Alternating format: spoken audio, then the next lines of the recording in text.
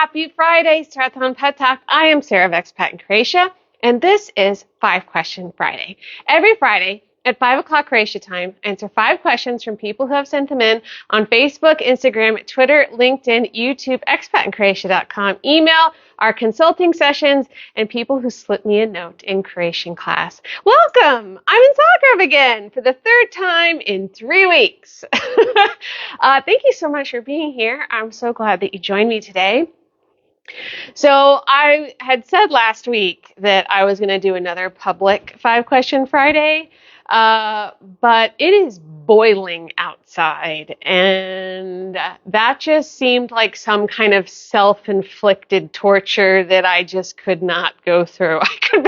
I could barely breathe. It feels like we're being punished for something. Oh yeah, wrecking the earth, that's what. But no, it is gross. It is so gross outside. I mean, I've cooled down now, but I feel like I still have a little bit of a sheen to my face. And in Zagreb, we do not have the lovely sea breeze. So the air is not moving, and it's very thick. And you can see it in the air. There's this haze over everything. So I'm staying in a hotel, and I've not stayed in this hotel, and they gave me like a great room with a really cool view on 2 sides. And so I figured I'd show that to you since I'm not actually outside anywhere. So there's a little bit of sightseeing to be done. All right. So first, here, see this building here? That is the Ministry of Agriculture. And then just beyond that, where you see kind of the cars off in the distance, that is the Park of Fountains. There's this really long strip of park that kind of goes from the outer edge of the city all the way to the inner parts, and that's where that is. And then let me take you over here. Ow. See this building? Let me see if I can move my finger. No. There, that one. That is the headquarters of HRT, Croatian Radio Television. I've been in that building when I was on Dobro Jutro Hrvatska, Good Morning Croatia in 2020. I went to that building. And then over here, this is the facultet. So there's a few different facultets over there, which are part of the university, including the Filosofski facultet, which is where our editor-in-chief, Maria, went to school. She took us for a tour there last year. That was pretty cool. So yeah, that's where I'm at in Zagreb. So why am I here? I am here for 2 reasons. So the first reason that I am here is because I'm going to my friend's mother's 70th birthday party tomorrow, which should be pretty fun. And it's so sweet because like 100 of her sorority sisters are all going to get on like FaceTime and give her an award, and she doesn't know about it. Isn't that darling? So I'm going to be doing that tomorrow and trying a new restaurant here in Zagreb called Vinkel. Do any of you know it? But the other reason that I'm here is because of the Association of Croatian American Professionals, ACAP. I mention them from time to time. I am on the Business and Entrepreneurship Committee for ACAP, and then last summer I moderated a panel at the ACAP Zagreb conference. Excuse me. So a development that has happened since I saw you last week is I was elected to the board of the Zagreb chapter of ACAP. Yay! So if one of you out there voted for me, thanks. Thanks so much. So myself and 3 other people were elected to the board, and the other people are Don, who I've mentioned a lot, Don Merkisic, and then a woman named Masha, and then a gentleman named Daryl. So I'm going to be the secretary. Daryl's going to be treasurer. Don's going to be president, which he's already been president for the last term, and Masha, who's already been vice president for the last term. So I'm super excited about that. That's a new thing for me. So yay! I don't totally know what it means yet to be on the board of an ACAP chapter yet, but I will find out. So I'm the newbie in the room, but it should be really cool, and all of our projects are going to be focused on getting Croatians to come back to Croatia, trying to get Croatians to stay in Croatia, and trying to create new opportunities in Croatia for Croatians. So that's kind of my jam. So I'm really looking forward to that. Oh, what else do I have to tell you? I have a long list of things to tell you today. Oh, yeah.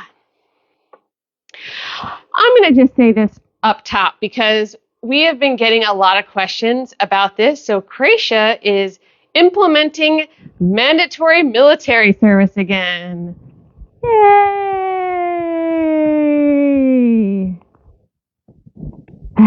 Okay, so here's what happened. 2 weeks ago, maybe?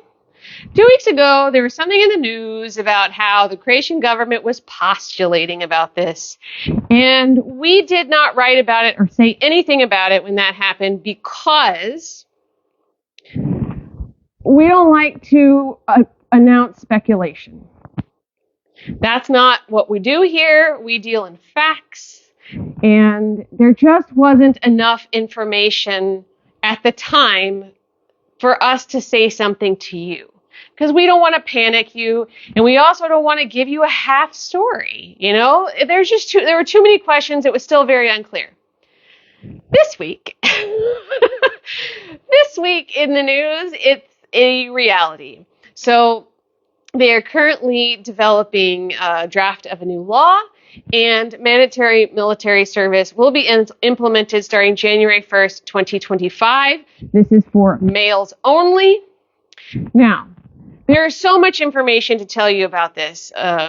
It's way too much for me to detail to you right now. But I wanted to address it because we have gotten questions about it, because people have submitted stuff specifically for 5 Question Friday to find out about it. It is big news. And I wanted to tell you that on Monday, we will be publishing a post about this. It's quite detailed. It goes into, everything that you could possibly know. But it also covers some open questions that have not been answered yet.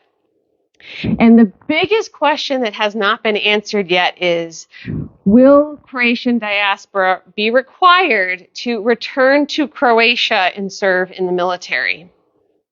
We don't know the answer to that.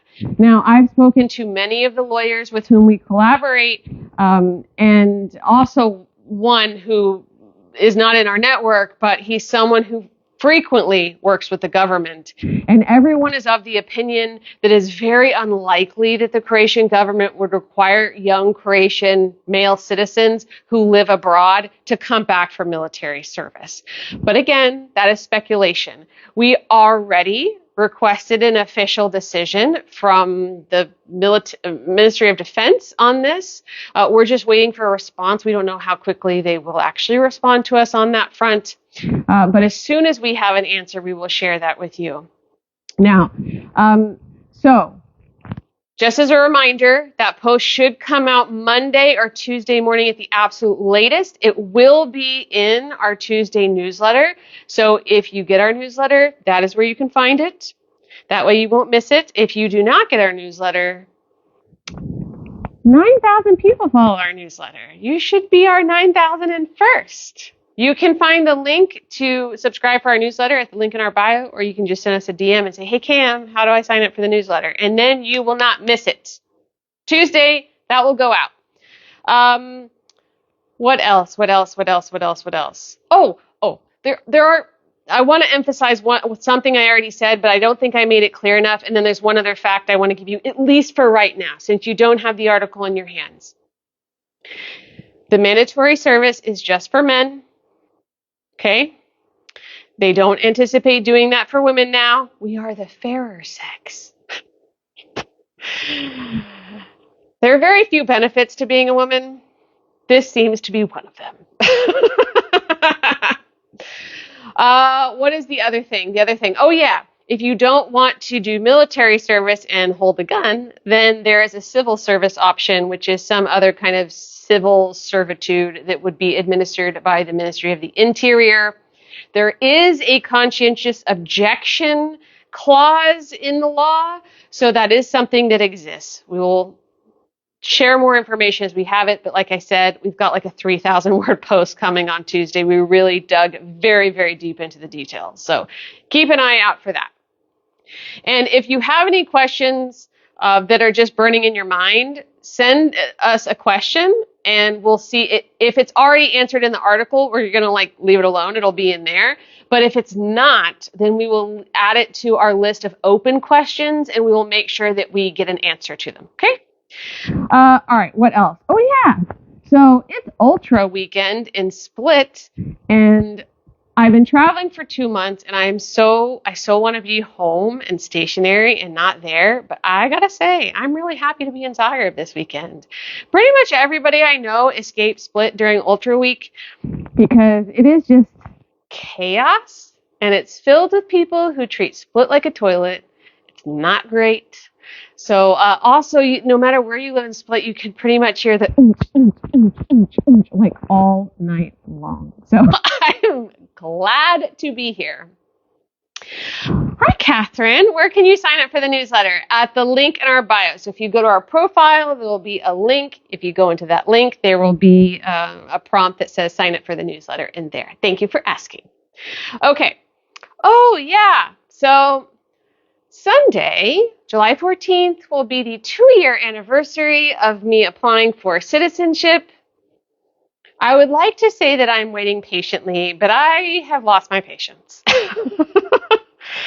I'm a wee bit concerned, I won't lie. I found out that it is stuck in the Ministry of Tourism.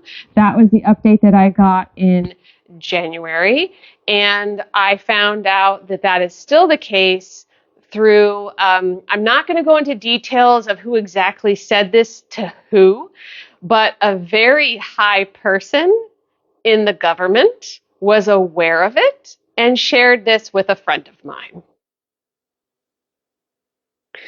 So I don't know why it's stuck in the Ministry of Tourism. I'm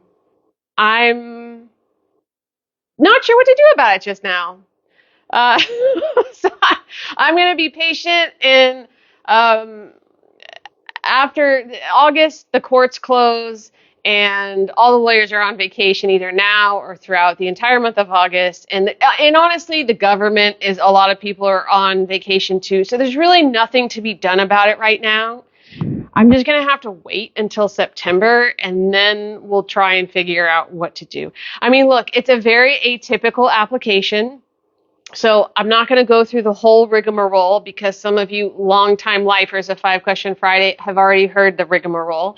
But I'm not applying by descent. I am not Croatian. I do not have Croatian heritage. I'm not naturalizing. Naturalizing is for people who have lived in Croatia for more than 8 years and hold permanent residence. I'm not doing that because they would force me to give up my American citizenship. And if I were to do that, I would like it to be my decision, not Croatia's. That's kind of a big thing, and those are the only types of people that they make do that. Nobody else has to do that. I'm applying based on special interest, so essentially I had to make a case to the government that I am a benefit to the country, or at least I have provided a benefit to the country. And as part of that kind of application, there's not really any requirements. It's not like descent or naturalization where it's like, okay, if you provide this, you'll get citizenship. Here you go. It's completely 100% discretionary. So if they decide that I don't deserve it, then I don't get it. So as part of that, I had to pick at least one ministry to make an opinion about whether or not I deserve it. MUP doesn't count. MUP processes it. So I picked 2 ministries at the advice of my lawyer. I picked the Ministry of Foreign Affairs, and I picked the Ministry of Tourism. That is why it's stuck in the Ministry of Tourism. Now, does that mean that the Ministry of Foreign Affairs says, yes, she deserves citizenship? I don't know, because they won't tell me. It's much more difficult to get answers from the Citizenship Department than it used to be. So I'm just trying to think positive and trying not to think about it. But I won't lie, I think about it every day. I really, really do. I was so patient for so long, but now I'm chomping at the bit a little bit, and I really want to be a Croatian citizen. And I believe that I have made a very good case. My application was 147 pages long. And now that 2 years have passed, I could probably add at least another 50 pages of stuff to it. But that's not how this works, so I'm not going to do that. But I feel pretty good about what I've already shared. So we'll see. Please keep your fingers and toes crossed for me and put all that good citizenship energy out into the universe. And if you don't think I deserve citizenship, that's okay too. That's all right. So I will let you know if something happens. In September, I'll talk to the lawyers and see what they recommend and see if there's some way that I can get some answers. Tomorrow I'm doing something else, so I want to give a shout out to Tyler. Tyler is a fan of the show, and I met him through Expat in Croatia, and he is of Croatian descent. He has a YouTube channel called Chef Tyler's Croatian Kitchen, where he makes different Croatian recipes, and he did one with his baka once, and it was so cute. Anyway, so tomorrow I'm going to cook with him for an episode of his YouTube show. So that's cool. We're going to make pohana tuna. That should be super fun. So I will share more with you about that and put up a link in our stories whenever that goes up. I think he plans like a month in advance, so it's probably going to be a month from now that it goes up, but we're going to have a good time regardless. Okay, so many updates, guys. So many updates. So that's it for now. Shall we dig into the questions? What do you think? Oh, Tyler's here. Hey, bud. Yes, I'm also excited to film with you tomorrow. And Cam's here too. Hey, Cam. I talked about you a lot today during my lunch with Dawn, by the way. All right, so if you're just joining us, this is 5 Question Friday, and I'm Sarah, and I'm going to answer 5 questions about Croatia. Okay, this first one is from Dorothy on the 5 Question Friday forum. What do I do to ensure my children will easily lay claim to my property? Make a will. So everything is naturally passed down in the Croatian system to your heirs. So technically in most situations, take out the most. In a lot of situations, you don't need a will. However, if you have property or if you have a business, you absolutely need to have a will. Because if you don't have a will, even if stuff naturally gets passed down, there can be complications, and that can result in years and years of litigation and bad blood between the heirs. So you've got to make a will. You got to make a will. And if you are a foreigner in Croatia, definitely make a will. If you have no family here, absolutely make a will.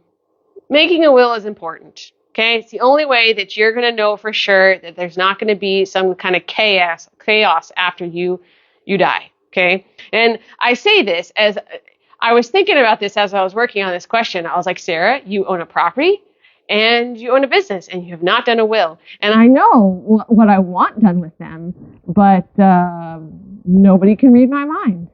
And if I die, especially no one can read my mind. So, yeah.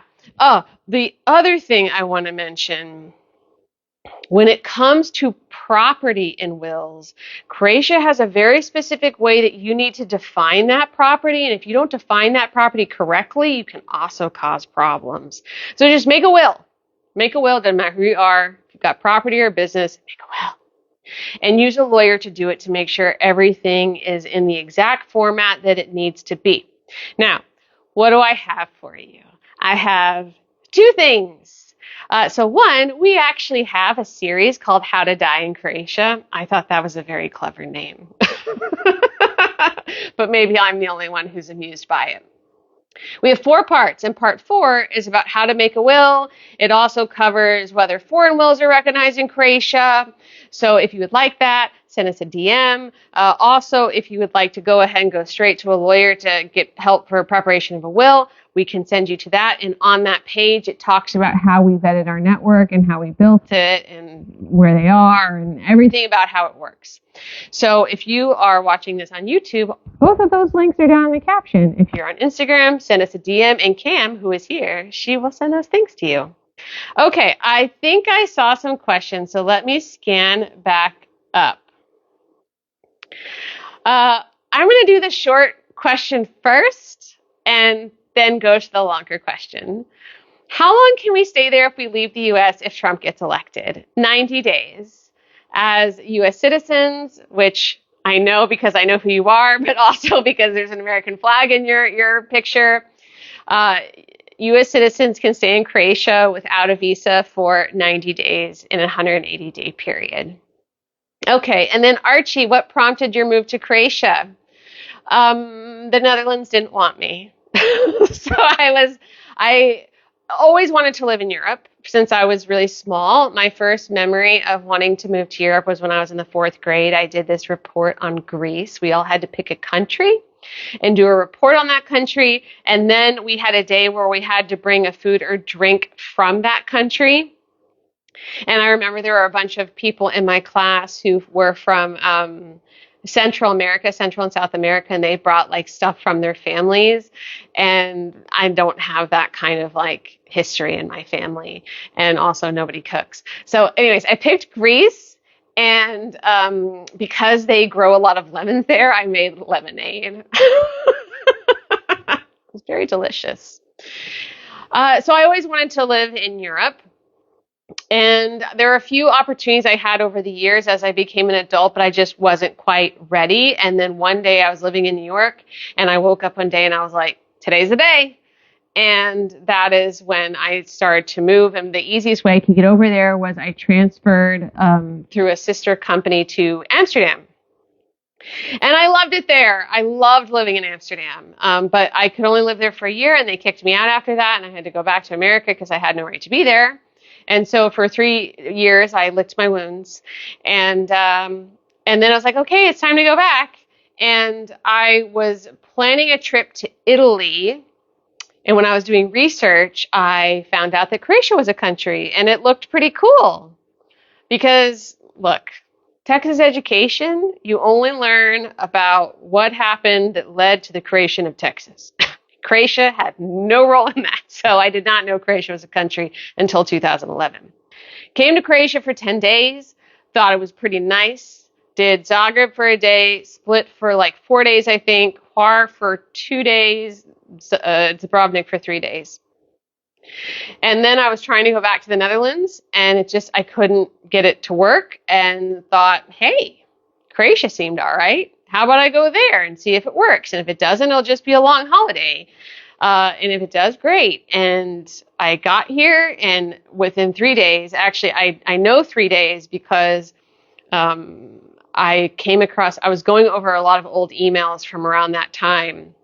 And I wrote an email to a friend of mine on the 3rd day I lived in Croatia that said, we're only supposed to be here for a few months, but honestly, I could live here the rest of my life.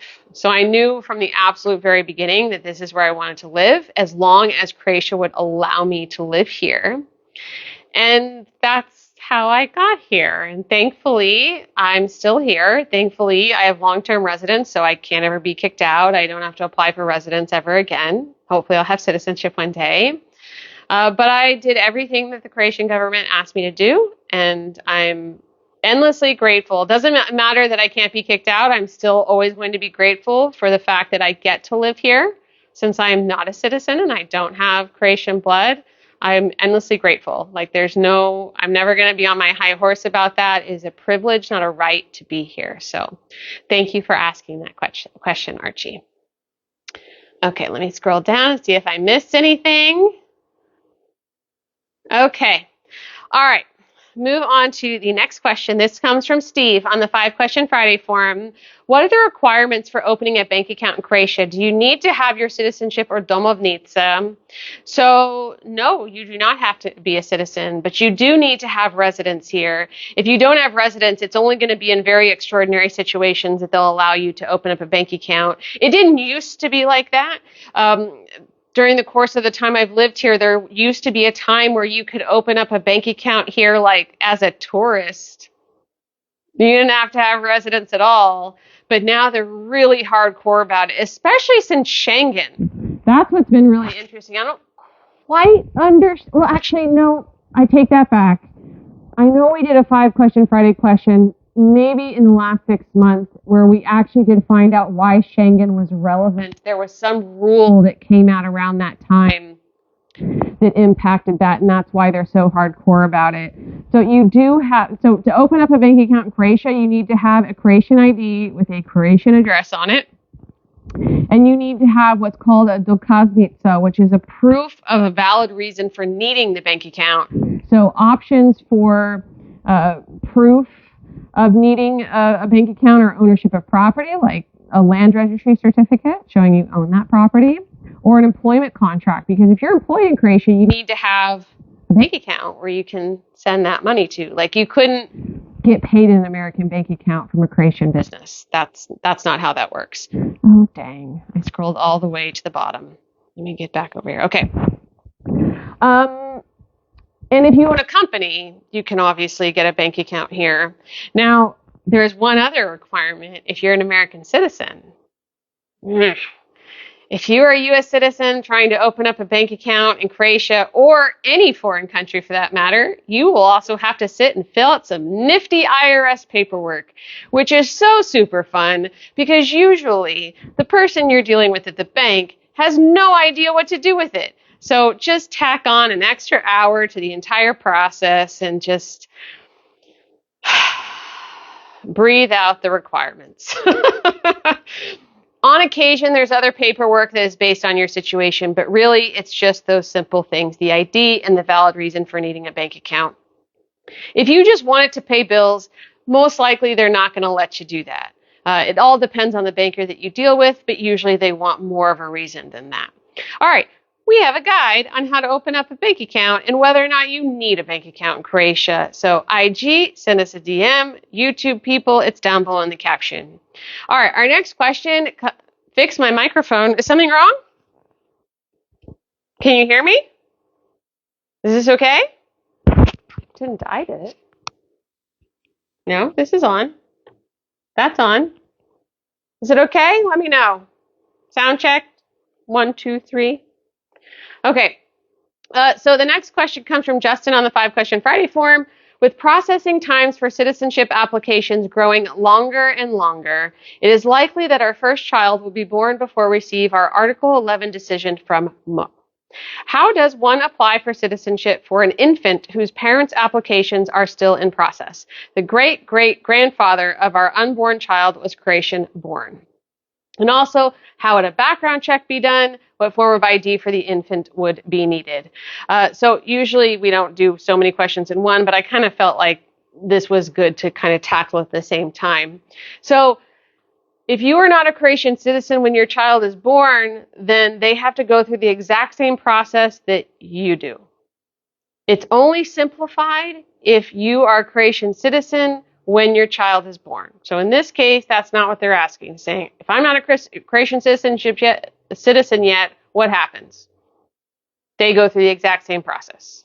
So you would have to make a new application for your new child with all the same documents that you provided for yourself, in addition to their birth certificate, in addition to their own passport.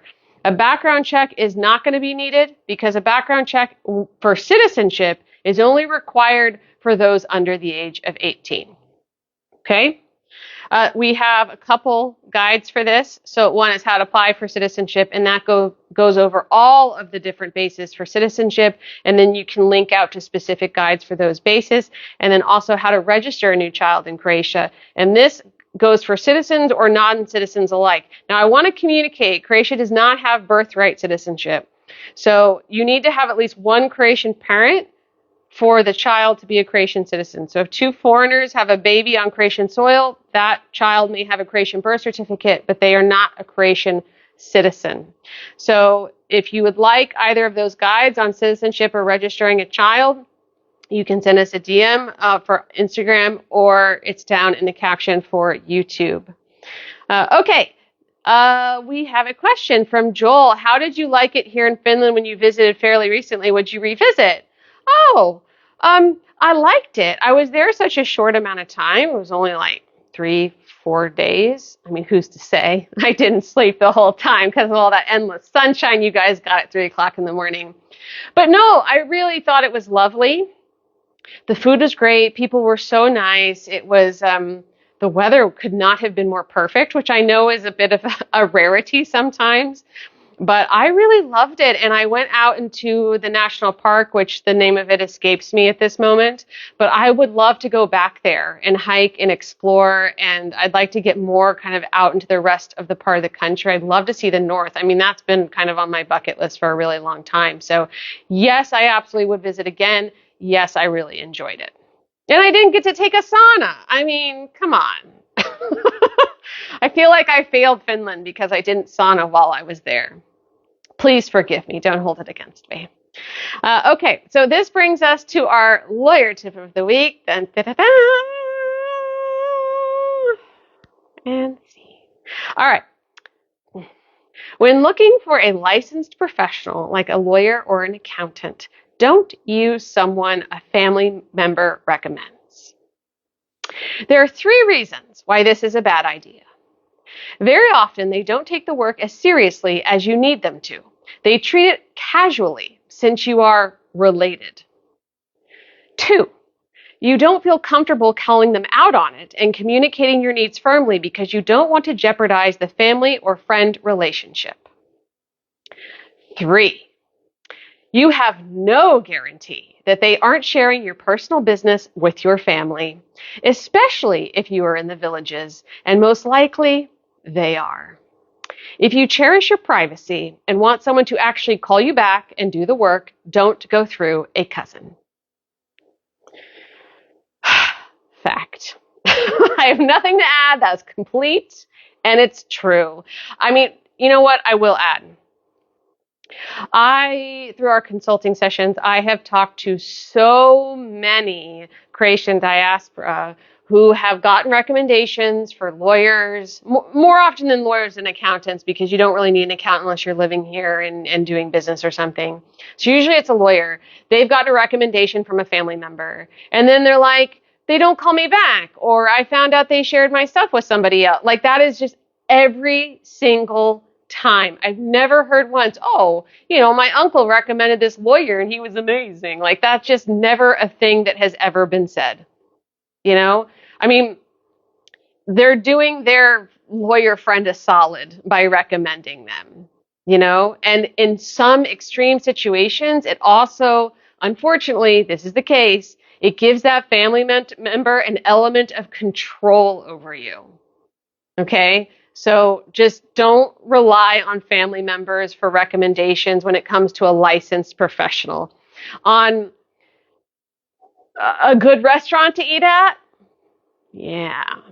But lawyer, accountants, I would even say construction workers, I wouldn't necessarily do that either, because that's already a very inconsistent industry. Definitely get multiple recommendations from multiple people. And if it's with a lawyer, I mean, this is not a promo for us, but I'm going to use it as a promo for us. We've got great lawyers, and we've worked with them for many years, and they've been vetted like time and time and time again. So when in doubt, we're here for you. All right. So our next question comes from Perigo, which I was excited to see this question because I know I've seen this person on our Instagram for many, many years. This came through the 5 Question Friday forum. Loved your Insta post on cleaning the beaches. Thank you. Question, on a split Dubrovnik cruise, I cleaned some beaches and I think the crew of my boat, while gracious, were not thrilled. They seemed to only want plastic bottles and not the rest, which they may have had to pay for.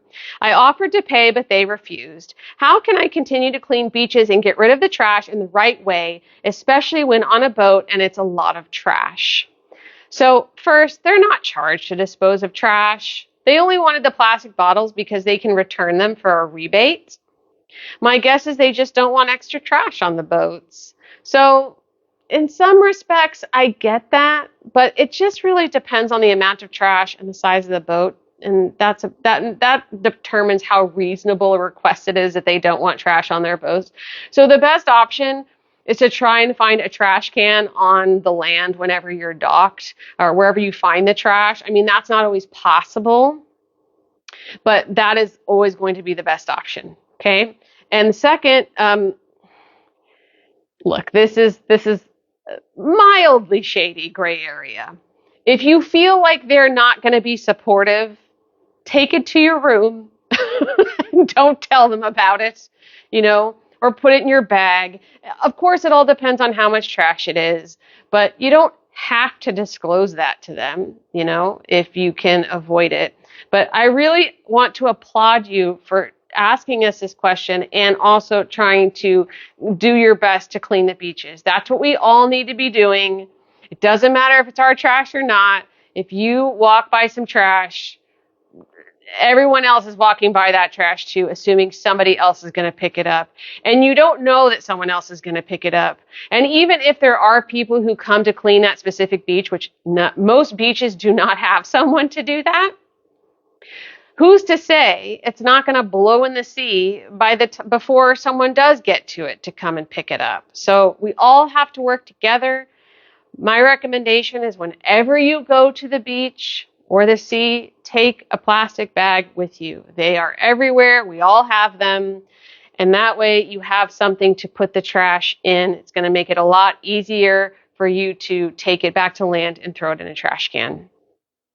We do have a guide on how to recycle in Croatia. We'll go over everything that you can put in recycling bins. So if you would like that, YouTube people, it's down in the caption. IG people, send us a DM.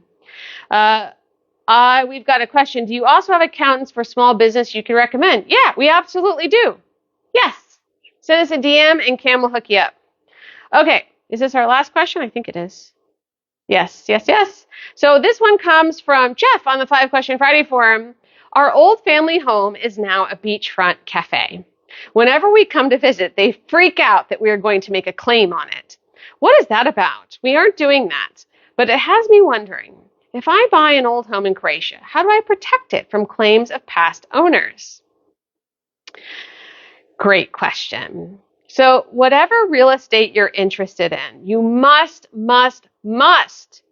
use a lawyer to check it out before you make an offer, to make sure that they look at all the conditions, including liabilities and the number of owners. A lot of red flags can be caught by a lawyer before you even make that offer. In Croatia, there is a law principle referred to as trust in the land registry. This basically means that the land registry is the highest authority when it comes to property. If you purchase a property in good faith, then you are protected and not exposed to damages. Example, Ivan is listed as the owner in the land registry. He sells his house to a buyer. Later, Ante says, "No, this is my house." His only claim is against Ivan, who sold the house, not the new buyer. So Ante's damages are overruled by the buyer's good faith. So his damages can only be sorted out with Ivan, the original seller. Now, that being said, there are a million variables that can happen. There are circumstances when the purchasing contract could be considered void. However, a good faith buyer is generally protected by the first principle of the land registry. There are lots of disclaimers, and this simple example is not the case in every case. Always use a lawyer to purchase property. Always. I cannot emphasize that enough times. Doesn't have to be our lawyer, but it needs to be a lawyer who specializes in property and knows what they're doing. Because if you get into a situation with property, that litigation could take decades. Even if you are in the right, it could take decades and it would be very expensive to resolve. So it's not worth it. I understand it. People are like, I don't want to pay the money. It's like, this is to protect you so that you don't lose money. And it would be a much larger amount than what the cost would be to hire a lawyer to buy property. Okay? All right. We have 3 guides I would recommend. We have a whole section on real estate, but these are the ones that I plucked out for you. How to buy property in Croatia as a third country national. How to buy property if you are Croatian or an EU EEA national. And then 8 things to know about buying property. I wrote that article with one of our lawyers. So it's basically like 8 very detailed lawyer tips. Okay? So if you'd like any of those, YouTube people down in the caption, Instagram people, send us a DM. All right, we have a comment. Let me see here. UK citizen living in Australia with my Croatian citizen partner and child. He wants us to move back to Croatia in the future. What are our options visa-wise? So I want to clarify, because in Croatia, Visa is not a long-term permit. Visa is only for short stays, like tourist stays of up to 90 days. So I'm not going to use the word visa because that doesn't apply here in my answer. I'm going to use the term residence permit. So the best option for you is to get residence based on family reunification. So that's family reunification with a Croatian citizen. We do have a guide for that, which we can send you. If you send us a DM, we'll get that over to you. That's going to be the best option. With that option, you will get, since you have a child, most likely you'll be granted residence for up to 2 years in one go, and then you renew it, and you get 2 more years, and then after 4 years, you can apply for permanent residence. And then once you have permanent residence, you can immediately apply for citizenship, which is pretty rad. So basically, probably by year 5, if you stay on track, you can apply for Croatian citizenship. There's one other option you could consider, but it's not a long-term solution. It would be temporary, and that's the digital nomad permit. The only reason I bring it up is because if you are working remotely, so if you are working for a company in the UK or Australia or someplace else, then you could try the digital nomad permit for the first year. And the reason I suggest that is because you would get a tax exemption on your working income. So you could avoid paying income tax on that working income from the first year. And then for your second year, third, fourth, you could switch over to the family reunification permit. Now, the one argument against doing that is that I have seen some cases where they don't allow the spouse to apply for permanent residence after 4 years if they use some other basis in that 4 years. Like they want the whole 4 years to be family reunification. Croatia is a gray area. It's not guaranteed that that would happen, but it's not guaranteed it won't happen either. So those are the 2 main ones I would consider. But family reunification is awesome because in addition to the 2-year permits, also you're free to work. You're free to work just like a Croatian citizen would be free to work. And that is pretty cool. Okay, let me go back down. We got another question from Monica. Hello. While waiting for temporary stay, can I stay in Croatia for more than 90 days? I mean, out of the 90 days. Yes. So once you have applied for residence in Croatia, you are allowed to stay in Croatia until your permit gets approved, even if you pass that 90 days as a tourist. Now, I do want to communicate something to you, though. When you apply for residence, your Schengen days continue to accrue. Once it hits 90, you are maxed. So that means you cannot re-enter the Schengen zone until you have a residence permit. So that's important to understand. But it's also not recommended that you leave Croatia to go anywhere, even if it's not Schengen, while your application is in process, because they want to know you're here. They're going to do a police check. Usually they always do that, and you just don't know when that's going to happen. Sometimes people have to leave for like work or family emergency. In those cases, you need to tell them up before you leave and how long you're going to be gone.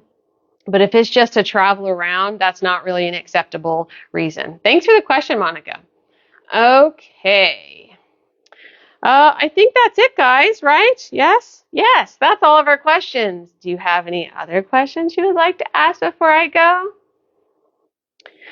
So for the rest of the night, I'm going to not go outside because it's gross.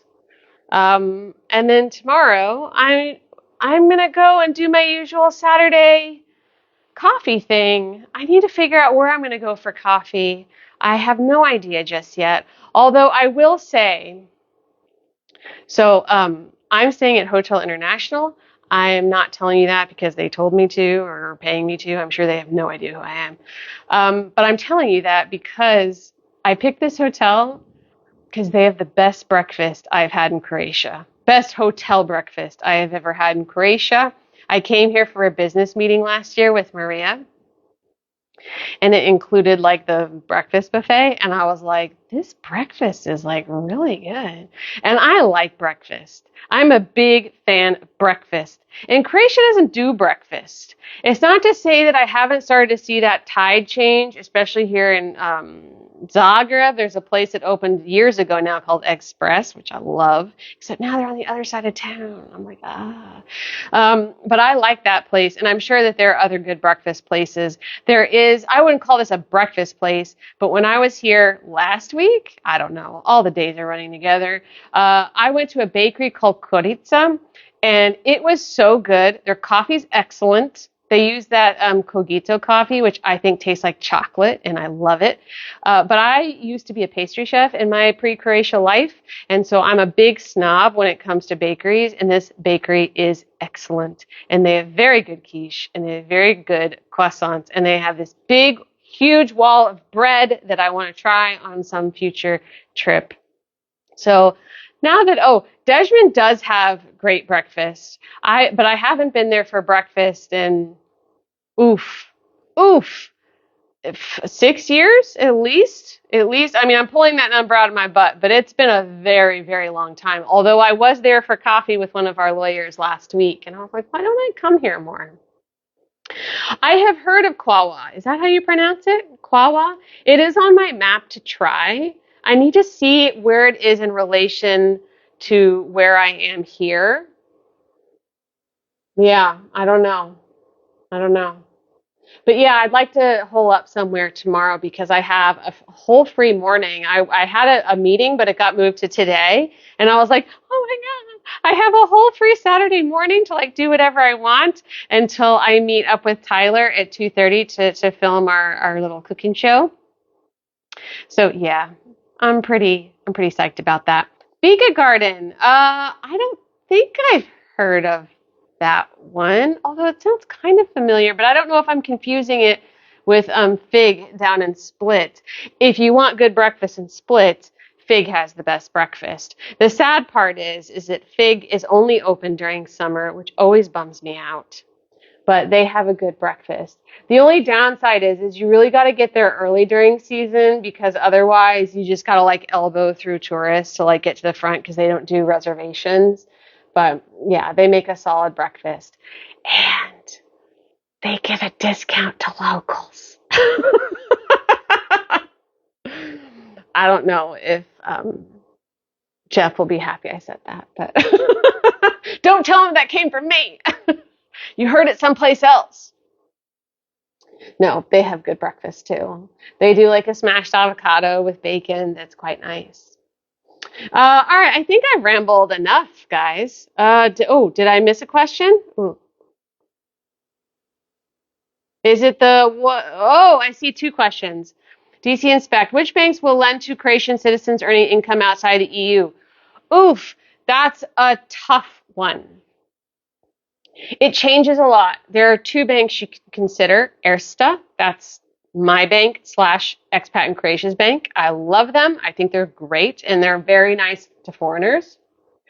I would check with them. They do consider foreign income, and they've kind of waffled a bit on whether or not they require Croatian income or not. So I would check with them and see what their current policies are. And then I would also check with Wustenroth. Wustenroth is actually associated with Erste. I get the impression that maybe they're under the same banking group. Wustenroth, for a while, they were offering loans to Croatian citizens with only foreign income, and then they stopped doing it. And then we heard early this spring that they re-implemented that. So I would also contact them. We do have a guide where we called 15 different banks to find out what their loan terms were, like who they would lend to. So if you would like that, send us a DM and we will shoot that over to you. If you're on YouTube, comment that you want that and I will add it to the description for you. Thanks for the question. All right, the other question we got is, what's Rijeka like? Rijeka's nice. It's like if Zagreb were smaller and on the sea. It's a very progressive town, so it's very different than the South. But it's not touristy, which I really like. So it's a commuter town. It's very hard to park there. I don't know if that's something you take into consideration when going to a town, but I like Rijeka. We have a couple of lawyers there, so I usually go to Rijeka once or twice a year to see them, and I enjoy it. It's got great restaurants. People are nice. The culture is very different from the other parts of Croatia. It's also in this little, I don't want to call it an armpit, but for lack of a better word, because it's Friday afternoon and, I sweated half my body weight out today. It's in this little crook kind of up in corner. So you have like Rijeka here, and then down the coast, you have all these beautiful seaside villages like Opatia and Ičići and Lovran and Mošenica Draga. I don't know if I pronounced that right. That's a little bit too much Cyrillic in one word for me. But it's a lovely part of Croatia. The only thing is it does rain a lot. It's kind of like, I don't know if this is completely accurate, but just to paint you a picture, like the Seattle of Croatia. There's mountains right behind it, and there's mountains right across from it. So you have Učka on this side, and then back behind it, there are also mountain ranges. But that just means that it's great for hiking. Really, really great for hiking. And then there's a national park that's back behind the mountain range called Risnjak, which I love. I went there once, and it was like a grim fairy tale. It's really beautiful, and it's giant. It's absolutely giant. I walked around. Oh, okay, this is funny. So when I went to that national park, it was in the fall, which to me is like prime national park time for that kind of national park because it's very forested. And I was, reading the national park's website, and it's like you need to go to the cafe bar to buy a ticket. And I'm like, all right. So I go to the cafe bar that's inside like the lodge at the entrance at this particular entrance, and she was like, whatever, go ahead. All right. So I walked for 3 hours. And when I came back out, I passed the map of the park because I wanted to see so how much of the park did I actually see? And in looking at this giant park, I had done this much of it. And it was a 3-hour circle. So it makes me feel like you could walk around that place for days. It's really beautiful. I highly recommend it. Is there anything else to say about Rijeka? It's very walkable. It does have a part that kind of goes up the hill. There is a fortress there up on the hill. I haven't done the fortress yet, but I would really like to do that on my next trip. It's a really chill place. There is a lot of Italian influence there, so they have their own dialect for sure. It's very artistic. I think that's all I can say about Rijeka. It's nice. It's nice, and it's very close to Istria. When people say, what is a place like, I usually don't like to say, oh, well, it's really close to this other place you can go. But I love Istria, and I would be remiss if I didn't mention it, because Istria is fantastic. It's my favorite place in Croatia. So usually when I go to Rijeka, it's always because I'm on my way to go up to Istria. There is one other place I'll mention. So I mentioned that Rijeka is here, and then you have these villages that kind of go down the coast. So Lovran is one of them. Lovran is it's a village, but it kind of goes up the hill. And at the top of it, there is this old hotel. It's not old anymore, but it was built like 130 years ago or something. And for many decades, it was abandoned and derelict. And then this Croatian, I think she's Croatian diaspora. I think he's American. They moved back. They bought it. They renovated it. And then they reopened it. In the ground floor, they have a restaurant. And it has the most extraordinary view of the sea and the islands like Kirk, Sres, Lošinj. You can probably even see Susak there on a clear day. It's gorgeous, and their food is excellent. And I heard that they gave back their Michelin star recently. I'm not usually into that kind of thing. Well, at least not in this phase of my Croatia life. But when I lived in New York and Amsterdam and I cooked in restaurants like that, I was. But now I'm not so fancy anymore. But they did earn a Michelin star, which doesn't surprise me because their food is really great. But they gave it back because what I read was there's so much pressure to maintain that, and there's such a high cost to doing that it just wasn't worth it anymore. And I was like, good for you. But their food's really good. And one time I had this wild blueberry rakia there, and it just blew my mind. All right, I'm rambling, but that's why you're here, isn't it? All right, let me see if I missed anything else. Let me scan. Dalibor, thanks. I've been thinking about moving there. I hope you do. Rijeka is lovely. It's really more off the beaten path than most places in Croatia, like most cities in Croatia now. Like Split, don't come to Split. Don't come to Split. Too much. We have too many people. Prices are way too high. People aren't even living in Split anymore. Everyone's being pushed out. Dubrovnik is not a place to live. It's a place you visit. Zadar is nice. I would say Zadar is probably going to become the new Split, but hopefully it doesn't. But I feel like it's a little bit more on track of being like the next big popular place. Rijeka is not in that timeline. Pula is also really nice as well. That's in the southern tip of Istria. I'd say Pula and Rijeka have they're on the same kind of wavelength. And then Zagreb's a whole different animal entirely. I mean, the second largest city in Croatia is Split, and it has 120,000 people. Zagreb has like 800,000 people. So it's a proper city. So that's it, guys. I don't have anything else more to ramble on about. We don't have any more questions, so I feel like it's a natural place to say goodnight or later. Thank you so much for being here. I love this time with you so dearly. Next Friday, I will be back in Split.